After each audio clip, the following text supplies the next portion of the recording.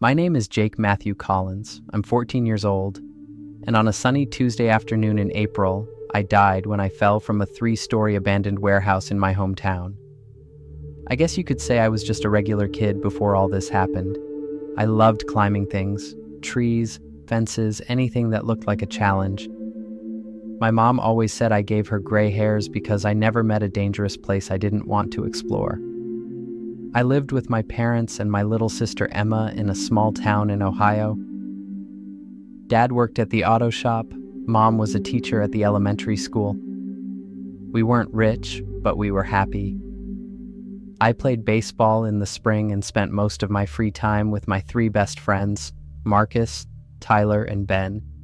We were always looking for our next adventure. That day started like any other. School had just let out for the week, and we were all excited about having some free time. Marcus had heard about this old warehouse on the edge of town that nobody ever went to anymore. It was covered in graffiti and looked like it had been empty for years. Of course, the first thing I thought was how cool it would be to climb to the top and see the whole town spread out below us. My friends weren't so sure. "Jake, that thing looks like it's about to fall down," Tyler said, kicking at some loose bricks near the base. But I wasn't listening. I could see the old metal ladder running up the side of the building, and my heart was already racing with excitement. "Come on, guys," I said. "When are we ever going to get another chance like this?" The climb up wasn't that bad at first. The ladder was rusty, but it held our weight. About halfway up, Ben decided he'd gone high enough and climbed back down. Marcus and Tyler kept following me, but I could tell they were getting nervous.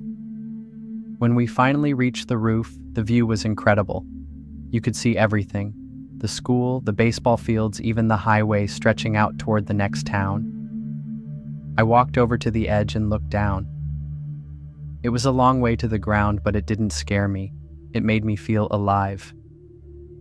"This is amazing," I shouted to my friends. They were hanging back near the ladder, clearly ready to go back down. "Jake, be careful," Marcus called out. "That edge doesn't look stable." But I was feeling invincible. I started walking along the edge, balancing like I was on a tightrope. I turned around to face my friends, walking backwards just to show off. "See? It's perfectly safe," I said with a grin. That's when my foot hit a loose piece of concrete. Time slowed down in that weird way it does when something terrible is about to happen. I felt my balance give way. My arms started windmilling, trying to catch myself, but there was nothing to grab onto. The last thing I saw was the terrified look on Tyler's face as he reached out toward me. Then I was falling. The ground rushed up at me fast. I remember thinking this was going to hurt really bad. Then everything went black. But here's the thing. I didn't stay unconscious. At least not in the way you'd expect. I opened my eyes, but I wasn't lying on the ground next to that warehouse. I wasn't anywhere I recognized. I was floating in this space that wasn't really a space at all. It was like being surrounded by the softest, warmest light you could imagine. Not bright like the sun that hurts your eyes, but gentle and welcoming. I looked down and could see my body, but it wasn't solid anymore. I was like a cloud, but I could still think and feel. The strangest part was that I wasn't scared. I should have been terrified, but instead I felt this incredible peace wash over me. It was like every worry I'd ever had just melted away. I started moving forward, though I wasn't walking. I was just floating toward this light that seemed to be calling to me. As I got closer, the light started to take shape. At first, it was just a bright outline, but then I could make out the form of a person, a man. When I saw his face, I knew immediately who it was. It wasn't like the paintings you see in church or Sunday school books. This was real. His eyes were the kindest eyes I'd ever seen, full of love that went deeper than anything I could understand. His smile made me feel like I was the most important person in the entire universe. "Jake," he said, and his voice was like music. Not singing, but just the most beautiful sound I'd ever heard. It seemed to come from everywhere at once. I tried to speak, but my voice came out as barely a whisper. Are you Jesus?" He nodded, and when he did, I felt this overwhelming sense of coming home, like I'd been looking for this moment my whole life without even knowing it. "You're not supposed to be here yet," he said gently, "but I have something important to show you before you go back." "Go back?" I asked. "I don't want to go back. Can't I stay here with you?" His expression became more serious, though his eyes never lost their kindness. "Your work on Earth isn't finished, Jake. There are people who need to hear what I'm about to show you." He reached out and took my hand, and suddenly we weren't in that peaceful light anymore. We were standing on what looked like a mountain, looking down at the whole world spread out below us. But this wasn't like looking at a map or a globe. I could see everything happening at once: cities, families, churches, schools. It was overwhelming. "Look closer," Jesus said. As I focused, I started to see things that made my stomach turn. I saw families fighting, breaking apart. I saw churches that looked empty inside, even when they were full of people. I saw leaders, not just in America, but everywhere, making decisions based on anger instead of love. The worst part was seeing kids my own age, feeling lost and hopeless, like nobody cared about them. "This is what the world looks like when people stop praying," Jesus said, "when they stop seeking me first." Then the scene changed, and I saw something that made me gasp. I saw Donald Trump, the former president, sitting alone in what looked like a hotel room. He was holding his head in his hands, and he looked exhausted. Around him, I could see these dark shadows moving, whispering things in his ear. They were telling him to be angry, to fight, to think only about winning. "He doesn't see them," Jesus explained. "Most people can't, but they're there, trying to fill his mind with pride and hatred." "Why are you showing me this?" I asked. "Because he needs prayer, Jake. Not the kind of prayer that asks me to make him win or lose. The kind that asks me to give him wisdom and humility. The kind that breaks through those shadows and reminds him that his job is to serve others, not himself." I watched as the scene played out. In some moments, I could see Trump making decisions based on love and wanting to help people. In those moments, the shadows backed away and light filled the room. But other times, when he listened to the whispers of pride and anger, the shadows grew stronger. "It's the same for every leader," Jesus continued, "and every person. The enemy wants to divide everyone, Republicans, Democrats, Christians, everyone. He wants them fighting each other instead of fighting the real battle against darkness." The scene changed again, and now I could see what looked like a war happening, but not with guns and bombs. It was a spiritual war. On one side, I saw people praying, loving their neighbors, taking care of the poor and lonely. Their actions created this beautiful light that pushed back the darkness. On the other side, I saw people consumed with hate, judging others, caring only about being right instead of being loving.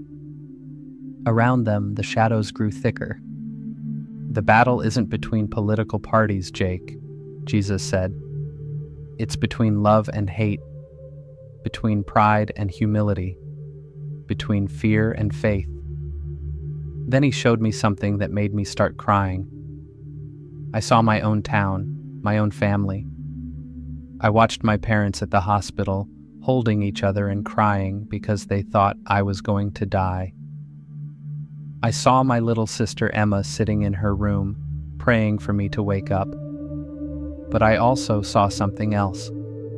I saw what would happen if I stayed here with Jesus instead of going back. I saw my family never fully recovering from losing me. I saw my friends, especially Marcus and Tyler, carrying guilt for the rest of their lives because they thought they could have saved me. I saw all the people I was supposed to meet, supposed to help, supposed to love, and how their lives would be different if I wasn't there. That's why you have to go back, Jesus said softly. Not just for you, but for them. But what am I supposed to do? I asked. I'm just a kid. Who's going to listen to me? Jesus smiled again, and I felt that same overwhelming love. You'd be surprised how powerful a child's voice can be when it speaks truth. Adults have forgotten how to see clearly because they're too busy being right. But children still remember how to love without conditions. He placed his hand on my shoulder, and suddenly I could see things more clearly than I ever had before. I understood that the message wasn't really about politics or even about Trump specifically. It was about something much bigger. Tell them this, Jesus said. Tell them that I'm not interested in their political parties. I care about their hearts. Tell them that praying for their leaders isn't about asking me to make their side win. It's about asking me to give those leaders wisdom and humility to serve others instead of themselves. Tell them that the real enemy isn't the person who votes differently than they do. The real enemy is the one who whispers in their ear that it's okay to hate their neighbor, that it's okay to judge without mercy, that it's okay to care more about being right than being loving. I nodded, trying to memorize every word. In Jake, he continued, tell them that revival doesn't start with changing other people. It starts with each person asking me to change their own heart first. Then Jesus showed me one more vision that I'll never forget. I saw what the world could look like if people really listened to this message. I saw families healing, churches coming alive, communities coming together to help each other instead of fighting. I saw leaders, not just Trump, but leaders everywhere, making decisions based on love and wisdom instead of fear and pride. I saw young people like me finding hope and purpose instead of feeling lost. It was the most beautiful thing I'd ever seen. This is possible, Jesus said, but it requires people to choose love over hate, truth over lies, and humility over pride. It requires them to pray not just for themselves, but for their enemies, especially for their enemies. I felt myself starting to fade, like I was being pulled away from this place. I don't want to leave, I said, tears flowing down my face. I know, Jesus said, and I could see that his eyes were wet too. But I'll be with you every step of the way. When you feel scared or alone, just remember this moment. Remember that you're loved more than you can imagine. The last thing he said to me was this: tell them that time is running short. Not because the world is ending, but because people are running out of chances to choose love over hate. The longer they wait, the harder it becomes to turn back. Then everything went white, and I felt myself being pulled back. The first thing I felt when I woke up was pain. Everything hurt: my head, my back, my arms. I was lying on something soft, and there were voices all around me. When I opened my eyes, I saw white ceiling tiles and bright fluorescent lights. A hospital. My mom was sitting next to my bed, holding my hand. When she saw my eyes open, she started crying. Jake, oh, thank God you're awake. Within seconds, there were doctors and nurses everywhere, checking my pulse, shining lights in my eyes, asking me questions. I was so confused and disoriented that I could barely speak. Everything felt heavy and sluggish compared to the lightness I'd felt with Jesus. How long was I out? I managed to ask. My dad, who looked like he hadn't slept in days, squeezed my other hand. 4 days, son. You've been in a coma for 4 days. 4 days. I'd been clinically dead for almost 20 minutes after the fall, they told me later. The doctors said it was a miracle that I survived at all, let alone woke up without any brain damage. They kept using words like impossible and unexplainable. But I knew exactly what had happened. Over the next few days, as I recovered, I tried to tell my parents about my experience. At first, they thought it was just the trauma or maybe the pain medication making me hallucinate. But the more I talked about it, the more they could see that something real had happened to me. Jake, my mom said one evening, You're talking about things you've never shown interest in before. You're quoting Bible verses you've never learned. Something changed in you." She was right. Everything looked different now. Colors seemed brighter, but at the same time, I could see darkness in places I'd never noticed before. I could tell when people were carrying hurt or anger, even when they were smiling. I could feel when someone was being genuine and when they were just pretending. The first time I went back to church after the accident, I almost started crying during the service. Not because it was sad, but because I could see how much Jesus loved every single person in that room, even the ones who were just going through the motions. I wanted to stand up and tell them how much they were loved, but I didn't know how. That's when I realized what Jesus meant about having work to do. I started small. I told my youth pastor about my experience, and he asked me to share it with our youth group. Some of the kids thought I was making it up, but others really listened. One girl, Sarah, came up to me afterward and said that hearing my story had made her want to start praying for the first time in months. Word spread around our small town pretty quickly. Some people were skeptical, which I understood. If someone had told me this story before it happened to me, I probably would have thought they were crazy too, but others were hungry to hear more. My pastor asked me to share my testimony during a Sunday service. I was terrified. I'd never spoken in front of that many adults before, but when I got up there and started talking, the words just flowed. I told them exactly what Jesus had shown me about the spiritual battle happening around us, about the need to pray for our leaders regardless of political party, and about choosing love over hate. After the service, a woman came up to me with tears in her eyes. "I've been so angry at people who vote differently than me," she said. "But listening to you made me realize I've been part of the problem. I need to start praying for them instead of judging them." That's when I understood the power of what Jesus had given me. Over the next few months, I started getting invited to speak at other churches, youth events, and even some community meetings. My parents were protective at first. They didn't want me to get overwhelmed or exploited. But they could see that this was something I needed to do.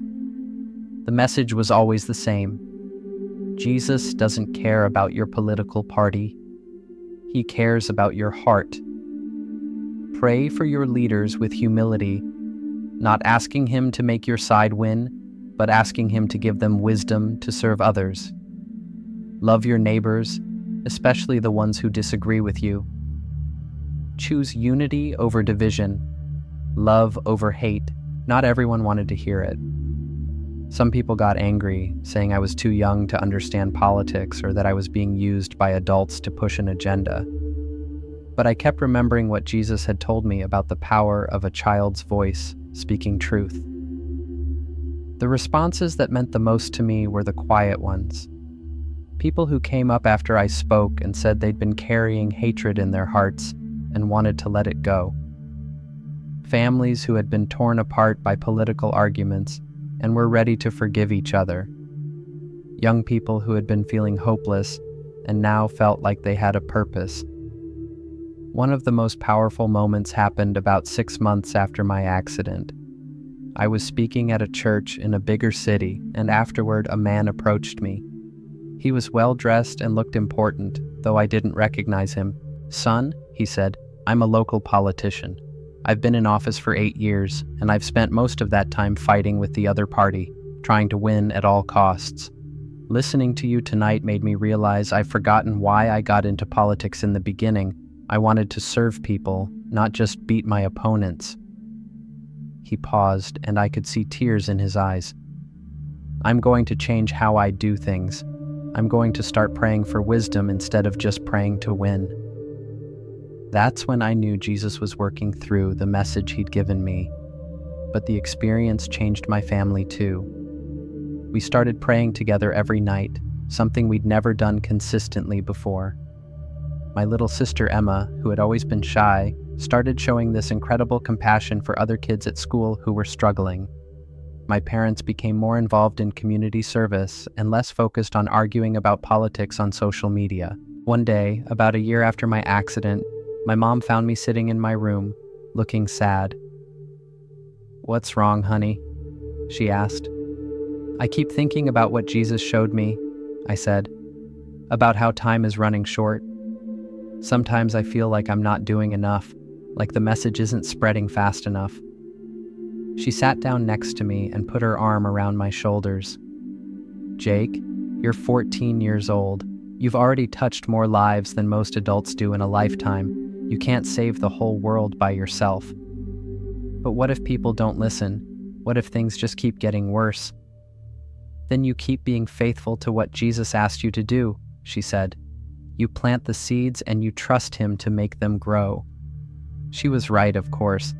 I couldn't control how people responded to the message. I could only be faithful to share it. As I got older and continued speaking, I started to see the impact more clearly. Churches that had been divided over politics began focusing more on serving their communities together. Families that had been torn apart by arguments started healing. Young people who had felt hopeless began finding purpose in serving others. It wasn't a massive overnight change. It was slower than that, but deeper. Like seeds growing underground before you can see them break through the soil.